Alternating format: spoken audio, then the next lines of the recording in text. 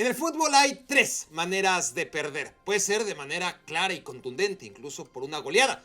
Por otro lado, puedes caer con la cara al sol, una derrota heroica. Y finalmente, puedes perder por default. Equipos que perdieron donde más duele, en la mesa.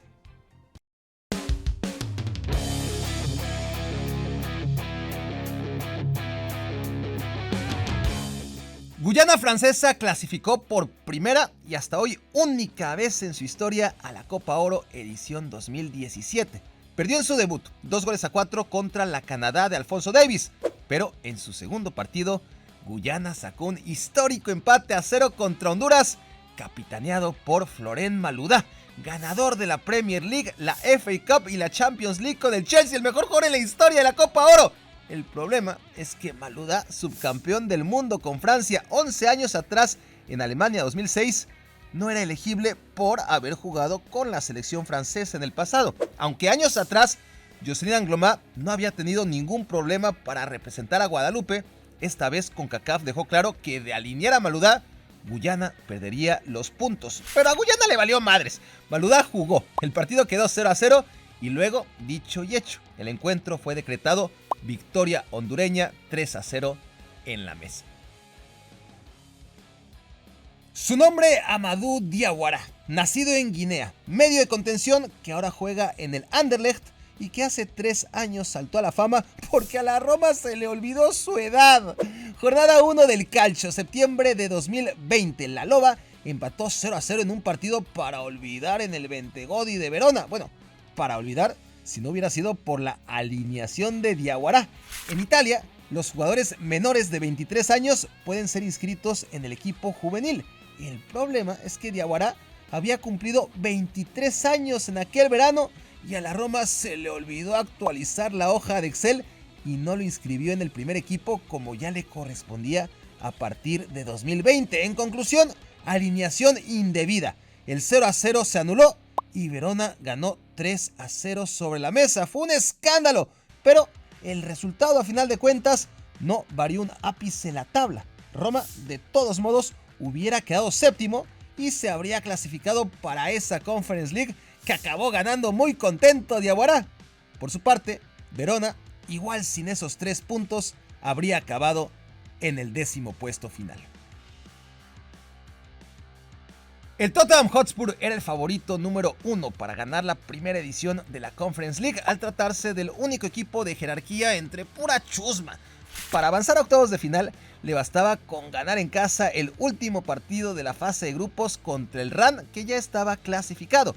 Pero era diciembre de 2021 y un brote de COVID dejó al Tottenham sin jugadores suficientes y encima con sus instalaciones cerradas por órdenes gubernamentales. Su rival ya había viajado a Londres, pues nadie le canceló con anticipación. El partido se pospuso como tantos otros en esa época, pero el saturado calendario ya no dejó fechas disponibles para postergarlo, por lo que 10 días después, UEFA decidió darle la victoria al Rennes 3-0 en la mesa. Tottenham quedó eliminado y Harry Kane perdió una preciosa oportunidad de levantar un trofeo, aunque fuera el de la Conference League. El Girondins de Burdeos, el club más estable en la historia de la Ligue 1, descendió a Ligue 2 en 2022. Era el favorito natural para ascender de vuelta el año pasado y llegó a la última jornada con el ascenso casi amarrado. Eso sí, tenía que ganarle en casa al Rodez, que a su vez se jugaba el no descender a tercera división. Y el Bordeaux perdió por default, por una agresión tan censurable como misteriosa de un aficionado que empujó a Lucas Boadés, anotador del 0-1 para el equipo rival al minuto 23. Créanlo o no, el futbolista del Rodez fue a dar al hospital por conmoción cerebral. El partido se suspendió de inmediato y la segunda división decidió otorgarle la victoria al Rodez, que salvó el descenso, mientras el Bordeaux terminó en tercer lugar y se quedó en segunda. Eliminatoria rumbo a la Euro 2016. Serbia y Albania empatan a 0 en un partido que no interesa a nadie hasta que un dron lo convierte en inolvidable. El dron desplegaba una bandera con el mapa de la Gran Albania, un asunto muy sensible para los serbios. Un futbolista serbio baja la bandera de mala manera, un albanés le dice ¡Ey, deja esa bandera! Y así fue escalando el asunto, violencia en la cancha y en la tribuna y partido suspendido. La UEFA decidió quitarle 3 puntos a Albania por considerarla responsable de la bandera de la discordia. Pero Albania literalmente volteó la mesa y gracias al Tribunal Superior de Arbitraje TAS, el que acabó perdiendo el partido por default fue Serbia, porque era el local y no fue capaz de controlar las emociones para que el partido terminara de disputarse. Gracias a esos 3 puntotes, eventualmente Albania consiguió clasificarse por primera vez en su historia a una Eurocopa. Copa Libertadores 2015. Boca Juniors arrasa en la fase de grupos con 18 puntos de 18 posibles. Para que se hagan una idea, el segundo mejor en la fase de grupos fue Tigres, que apenas hizo 14 puntos, mientras River Plate fue el peor de todos los clasificados con nada más que 7 puntos. Así que River tenía que enfrentar al rankeado número 1 y gran favorito para ganar la Copa, Boca Juniors, que además le ganó fácilmente 3 días antes en el torneo argentino. De hecho, si nos guiamos por la tabla de posiciones de la Liga Argentina en aquel 2015, Boca era mucho más que River, pero a la hora de la verdad, partido de ida en el Monumental. River 1, Boca 0, con gol de penal de Carlos Sánchez. Partido de vuelta en la Bombonera, 0-0 tras el primer tiempo y 0-0 se quedó porque no hubo segundo tiempo. Los futbolistas de River Plate fueron atacados con gas pimienta al salir del vestidor. Boca quería jugar, River se negó a reanudar y todo quedó en manos de Mamá Conmebol, que no se tocó el corazón. Millonarios a cuartos de final, Xeneises eliminados en la mesa y para karma del panadero, culpable confeso del ataque, River Plate acabó ganando aquella Copa Libertadores. Así como varios de estos partidos han sido abandonados, hay muchísimos canales de YouTube buenísimos que desgraciadamente también tuvieron que serlo por falta de apoyo y suscriptores. No es mi caso, afortunadamente, y no queremos que lo sea nunca, así que si no te has suscrito al canal, suscríbete ya. Semifinales Copa del Rey, año 2000. Partido de ida, Atlético de Madrid 3, Barcelona 0. Partido de vuelta, otra vez 3-0, pero porque el Barça se negó a participar. Ambos equipos salieron uniformados a la cancha, pero Pep Guardiola, capitán del cuadro local, le informó al árbitro que su equipo no iba a jugar. ¿Por qué? Bueno, hace 25 años no existían las fechas FIFA y el Barcelona, sin seleccionados, se había quedado con 11 jugadores registrados para la Copa, 2 de los cuales eran porteros. O sea, que habrían tenido que jugar sin cambios y con uno de sus arqueros, Ruud Hesp o Francesc Arnau, vestido como jugador de campo. ¿Y para qué? Aparte tenían que remontar el 3-0 de la ida. En Madrid, por supuesto, les llamaron de cobardes para abajo. Y el episodio, 25 años después, aún genera debate. ¿Ustedes qué dicen? ¿Hizo lo correcto el Barça de Louis van Gaal? Posiblemente el único partido del mundo que puede rivalizar con la atención global que despierta un Barcelona-Real Madrid sea el clásico de Sudamérica a nivel selecciones. Brasil y Argentina se han visto la cara 111 veces. La canariña ganó 42, la albiceleste ganó otros 42 y empataron 26 veces. Barak reprobó matemáticas. 42 más 42 más 26 son 110, no 111, no mames. No, es que los partidos no solo se ganan, se empatan o se pierden. A veces simplemente desaparecen. Ocurrió en el Brasil-Argentina de la eliminatoria rumbo a Qatar 2022. La expectativa era máxima como siempre. Brasil ponía en juego su invicto liderato y se vivieron 5,5 cardíacos minutos en Sao Paulo, hasta que unos señores invadieron el terreno de juego y detuvieron el partido porque Dibu Martínez, Cuti Romero y Giovanni Lo Celso se habían pasado por el arco del triunfo el protocolo COVID que obligaba a los llegados de Inglaterra a pasar por cuarentena al arribar al país. En lugar de cancelar el partido desde el inicio, dejaron que se empezara a jugar y lo suspendieron ya empezado. En fin, ni en las películas del chanfle. El partido quedó pendiente y después, clasificadas ambas selecciones, ya a nadie le interesó reanudarlo. Un día nos preguntarán cómo era el fútbol en tiempos de la pandemia y tendremos que recordar el caos absoluto. Partidos como el Belenenses 0 Benfica 7 que retrataron el teatro en su versión más decadente. Como le ocurrió a tantos equipos en la época, un brote de coronavirus dejó al Belenenses con solamente 9 jugadores para enfrentar al Benfica, pero la inútil liga portuguesa les ordenó jugar de todos modos. Y Belenenses salió a su campo a jugar con una formación 4-4-0. Todos solemnes menos el portero feliz de no estar enfermo. Bueno, de hecho, Belenenses salió con 2 porteros, solo que el tercer arquero del equipo tuvo que vestirse como jugador de campo.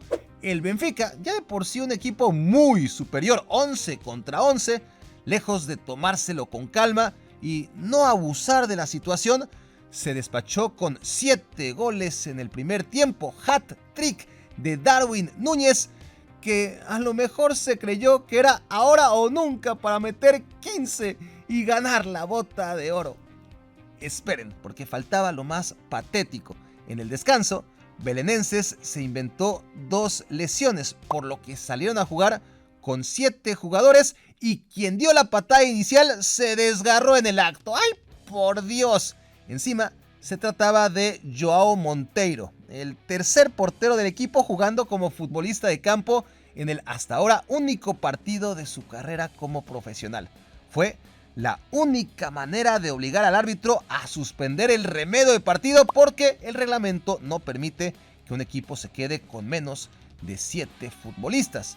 Así que 7-0 final y Darwin se quedó con las ganas de meter más goles que cuando le pones 2 players y dejas el otro control en el suelo. Diciembre de 2015, el Cádiz, por entonces equipo de tercera división, hacía los honores al Real Madrid en la primera ronda de la Copa del Rey. El equipo visitante marcó 3 goles y el local 1. Pero mientras se disputaba el segundo tiempo, ya todos sabían en el estadio que lo que se jugaba tan solo era un partido fantasma.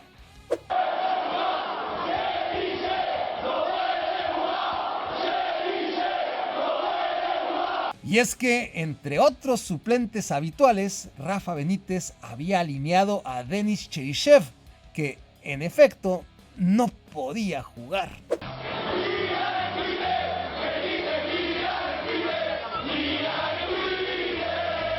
Cuando el técnico del Real Madrid abrió su Twitter, se enteró del problema. El año anterior, Cheryshev había acumulado 3 tarjetas amarillas en su último partido de Copa jugado con el Villarreal y por ende el ruso arrastraba sanción y estaba inhabilitado para el primer partido de la Copa del Rey de la siguiente edición, en este caso la 2015-2016.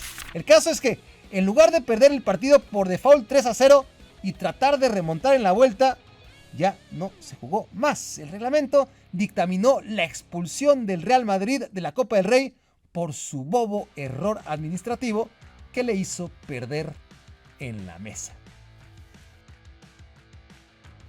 En 1974 los cupos a la Copa del Mundo estaban todavía muy limitados.